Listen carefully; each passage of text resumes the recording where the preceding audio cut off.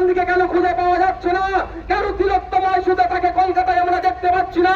তিনি দেশের leader of opposition, তিনি কেন কলকাতায় এসে একটা প্রতিবাদ মিছিল করছে না?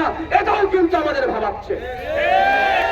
আজকে হরিয়ানার কাণ্ডে যে ঘটলো, এই সাবির মল্লিক শুধু নয়, অয়ন মিশ্রাকেও যেভাবে হত্যা করলো সন্ত্রাসীরা, গোরক্ষা বাহিনীর নামে সঘোষিত গোরক্ষা বাহিনীরা, এক্ষেত্রে রাহুল গান্ধীর কাছ থেকে আমরা একটা প্রতিবাদী শব্দ খুঁজে পেলাম না। কোথায়?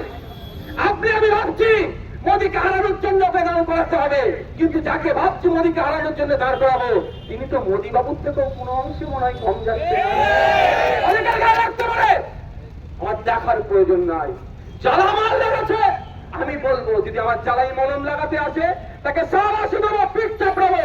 আর না হলে আমার অয়ন মিশ্রার জন্য জেনা কথা বলবে, আমার সাবির মল্লিকের জন্য জেনা কথা বলবে, আমার তিলোত্তমার জন্য জেনা কথা বলবে, আমার আনিসের জন্য জেনা কথা বলবে, আমার আবু সিদ্দিকের জন্য জেনা কথা বলবে, তাকে আমরা চিনি না।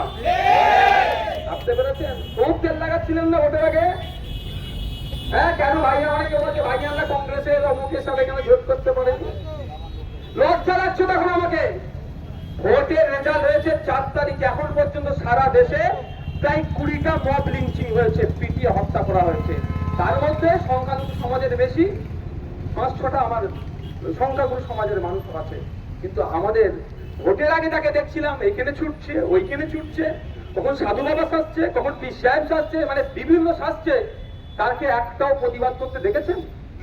আপনারা দেখেছেন? কার কাছ থেকে আমরা আশা করবো না? বহুরূপী সমাজে নোটিশ করতে হবে আমাদের। এই বহুরূপী গুলোকে দেখতে হবে যে কাকে তাড়িয়ে কাকে আমরা জায়গা দেবো বলছি, কাকে তাড়িয়ে কাকে জায়গা দেবো, এটা আমাদের ভাবতে হবে। কেন হরিয়ানায় এটা যদি ভোটের আগে হতো, আমি চ্যালেঞ্জ করে বলছি, রাহুল গান্ধী ছুটে চলে যেত, প্রিয়াঙ্কা গান্ধী ছুটে চলে যেত কোথায়? এই ওই ঘটনা যেখানে ঘটেছে, আর ওখান থেকে ফ্লাইট ধরে চলে আসতো সাবির মল্লিকের বাড়ি। এখন ভোট নাই, কোন নেতাদের গাড়ি দেখতে পাবেন না। আমরা বলে যাচ্ছি না আফরাজুলের ঘটনা, রাজস্থানে আফরাজুলকে পিটিয়ে হত্যা করলো উগ্রবাদীরা। হত্যা করার পরে ওই আফরাজুলকে নিয়ে ফিরাদ হাকিম সাহেব থেকে শুরু করে রাজ্যের বিভিন্ন মিনিস্টাররা ব্র্যান্ডিং করলো, ওইটা ভয় দেখিয়ে ওই ভোটটা পার করলো। আপনারা জানেন, আজকের জায়গা থেকে আমি একটা দাবি তুলছি, মিডিয়ার বন্ধুদের বলবো, যার যেরকম ভাবে ক্ষমতা আছে আপনারাও দাবি তুলবেন। এই ঘটনায় যে সাবির মল্লিকের ঘটনার কেস কাভারেজ যে চলবে, এই দায়িত্বটা কি সরকার নেবে? জানতে হবে আপনাদের। অনেক বড় বড় কথা বলবেন, অনেক লিডার যেমন মুখ দেখাবেন, ছবি তুলবেন, আপনাদের গোড়ার বিষয়টাকে জানতে হবে। আপনারা একটু খোঁজ নিন আফরাজুলের এত বড় ঘটনা, মুখ্যমন্ত্রীর চোখ দিয়ে পানি গড়িয়ে একদম বন্য হয়ে যাওয়ার অবস্থা হচ্ছিল।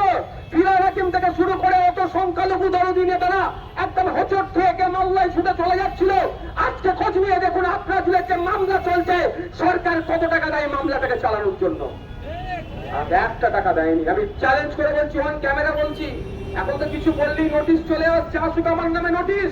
অন ক্যামেরা আমি বলছি, আফরাজুলের পরিবারকে যারা এই আপনার আমাদের মতো যারা অনুদান দিয়েছিলেন না, ব্যাংকের অ্যাকাউন্টে যারা সহযোগিতা করেছিলেন না, ওই টাকা থেকে মামলা চলছে, আজকে আফরাজুলের পরিবার নিঃস্ব হয়ে গিয়েছে। আমরা এই জায়গায় দাঁড়িয়ে বলবো যে রাজ্য সরকারকে দায়িত্ব নিতে হবে, যে মামলা চলবে মামলার সমস্ত দায়ভার খরচে যা খরচ হবে রাজ্য সরকারকে কাঁধে তুলে নিতে হবে। এই দাবিটা আমাদের তুলতে হবে। আপনারা শুনেছেন একটা চাকরি দেবে বলেছে, ভালো কথা, মানবিক মুখ্যমন্ত্রী যদি চাকরি দেয় ভালো কথা,